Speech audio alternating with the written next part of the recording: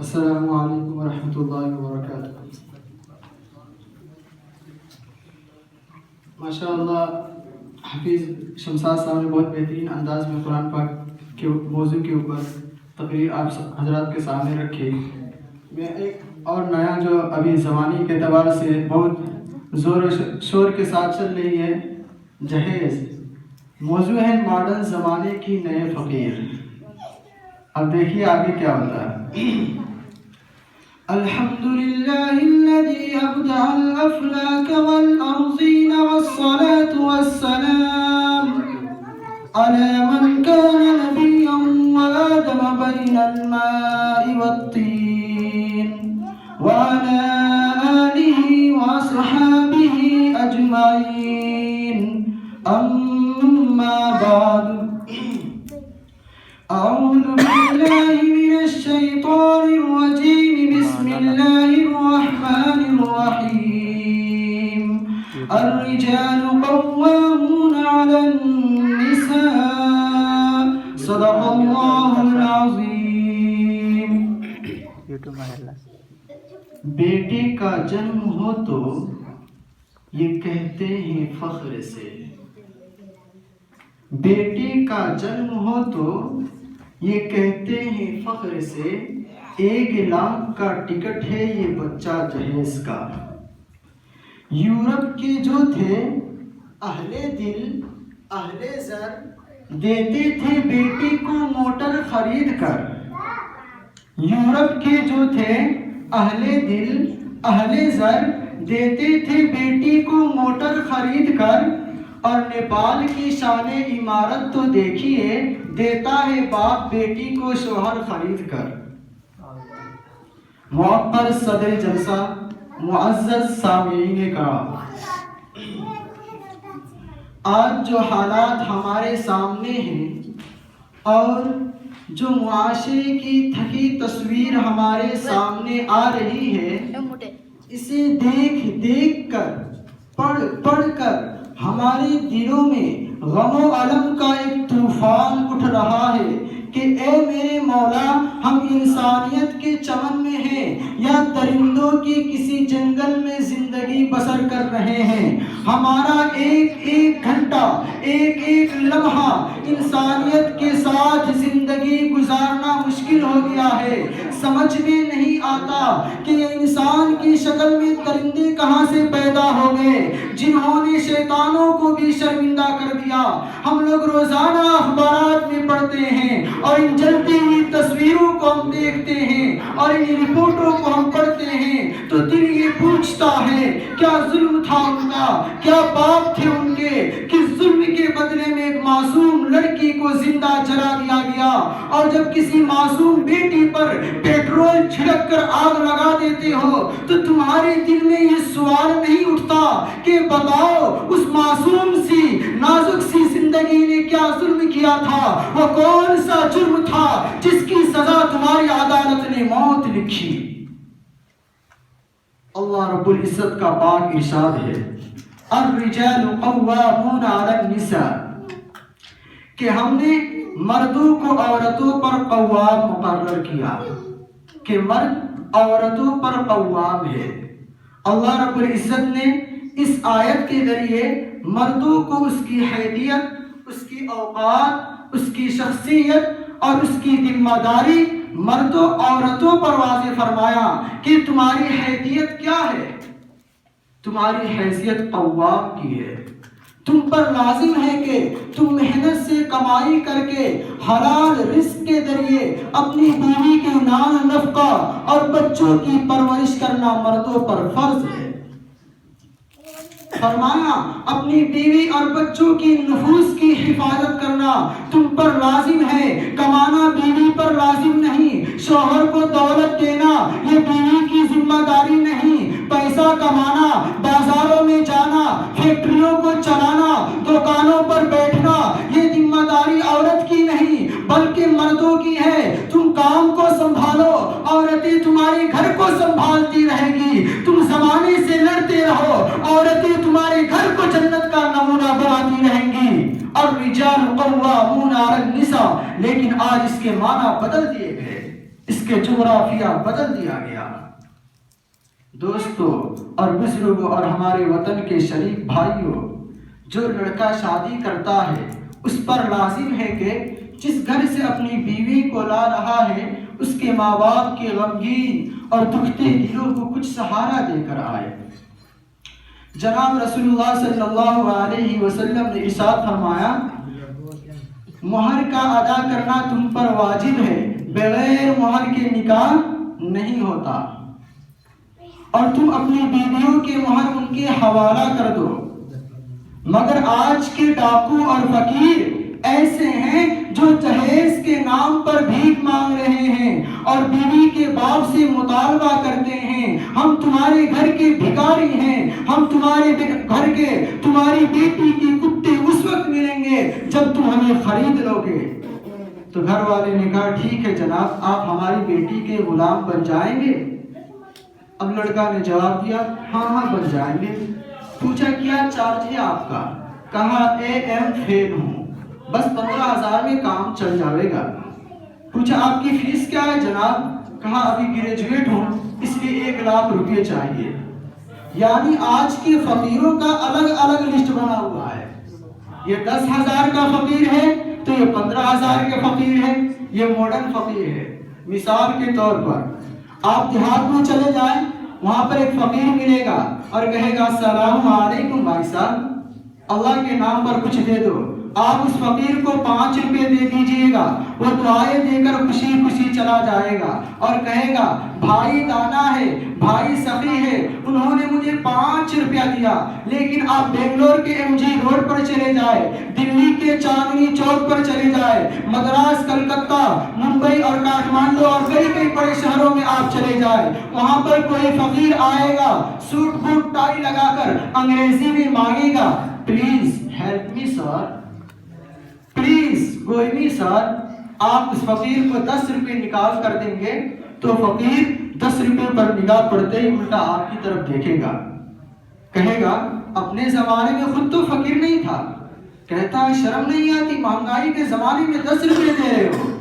یہ دیہاتی فقیر ہے جو 5 روپے میں مان جاتا ہے، مگر یہ شہری فقیر ہے اس لیے اسے کم از کم 20 روپے دینا پڑے گا۔ یہ VIP فقیر ہے، یہ تو ماڈرن زمانے کی نیا فقیر ہے، یہ تو انٹرنیشنل بھکاری ہے۔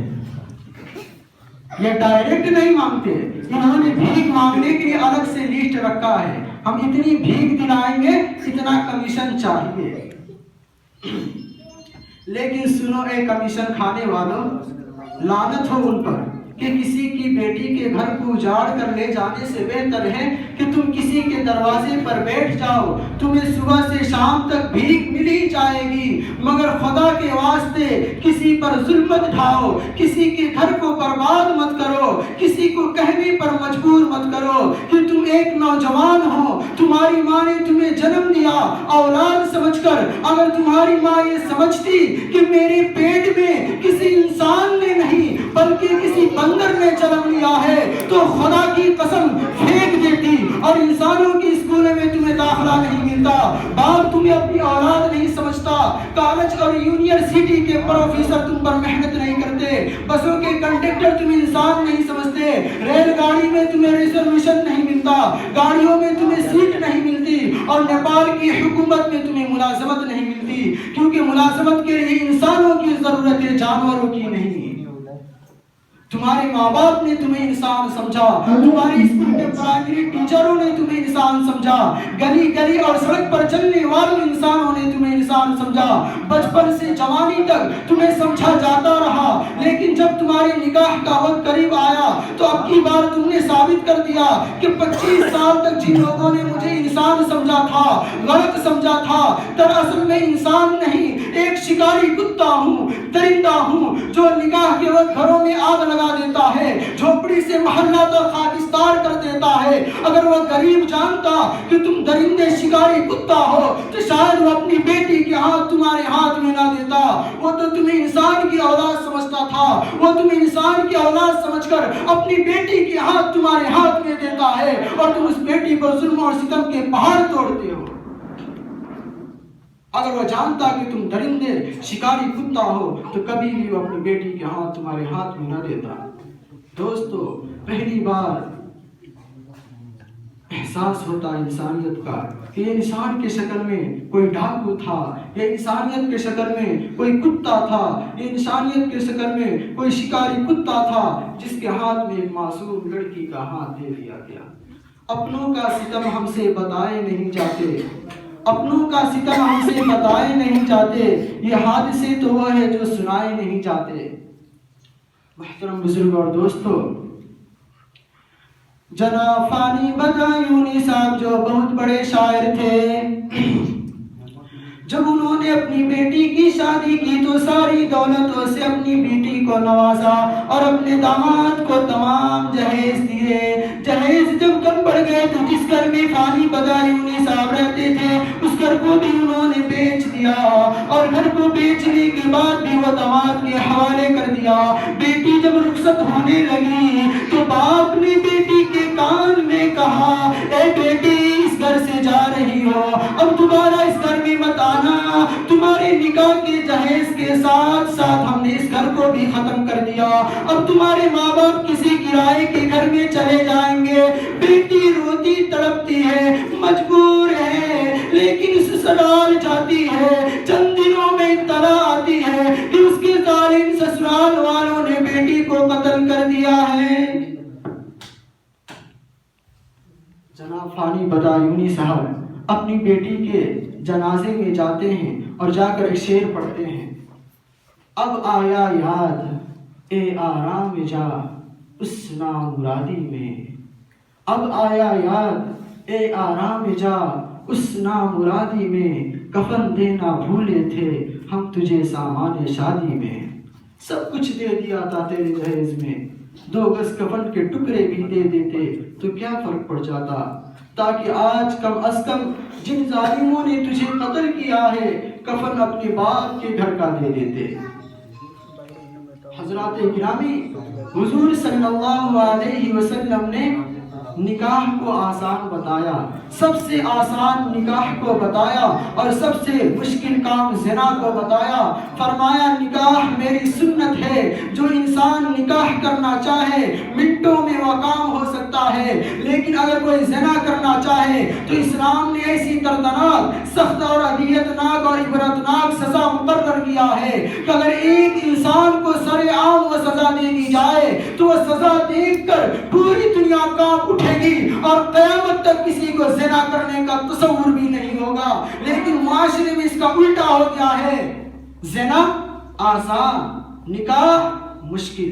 کوئی زنا کرنا چاہے تو کسی بھی عورت کے آبرو سے کھیل سکتا ہے، جہاں چاہے زنا کر لے، لیکن کوئی نکاح کرنا چاہے تو بہت مشکل ہے۔ کیوں؟ اس لیے کہ رسم و رواج کی زنجیر میں جکڑے ہوئے ہیں۔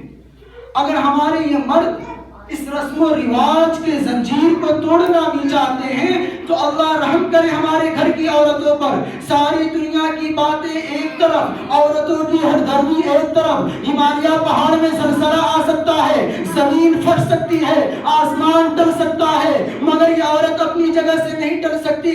وہ کہتی ہے جو میں چاہوں گی وہی ہوگا، جو اللہ کے رسول نے چاہا وہ نہیں ہوگا۔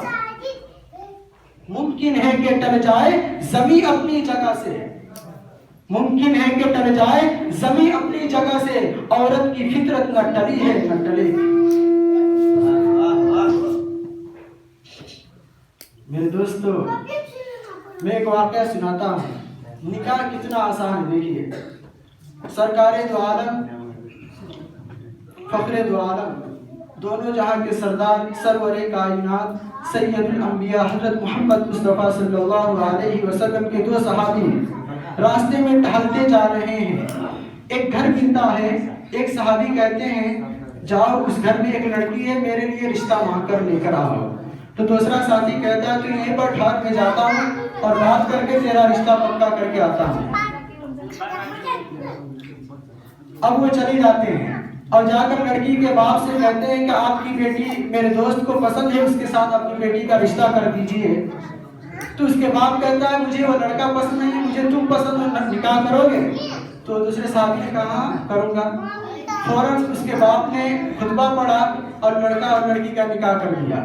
اب وہ صحابی گھر سے باہر نکلتے ہیں تو ایک دن ادھر آرام سے بیٹھے ہوئے تھے، ہمارا رشتہ آج پکا ہو جائے گا، اور پوچھ رہے ہیں کہ رشتہ میرا پکا ہو گیا؟ تو کہہ رہے ہاں ہو گیا، رشتہ تمہارا لے گیا تھا، نکاح میرا ہو گیا۔